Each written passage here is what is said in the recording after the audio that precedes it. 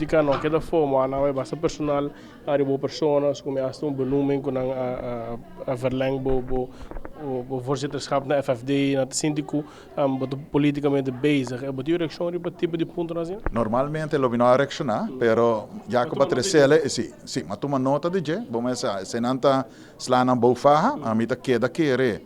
Desde o positivismo, a gente não conhecemos nessa que sorte de mita para integridade, verdade que é de FFDI, cara bom, lá gami contorato, para mim como vira presidente de Topa, já mita tem 2 anos e meio, desde acaba, a aqui na 1 de março, net 3 anos a passa, den qual que vou para verlenging.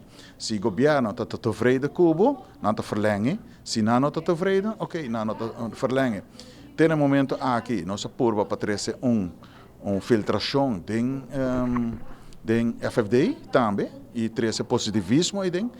Nós estamos bezig cambiando bedrijfscultuur, que está stagnar, pegar entre donadores e staff, empregado humilde, e com o bestuur, nós estamos bezig unindo, essa é a bedoeling de nós. E aqui, vamos começar, dentro da organização, para a positivo, willen para o cambio positivo, bini, pero tem gente que está contra, pero essa é uma kita fidele.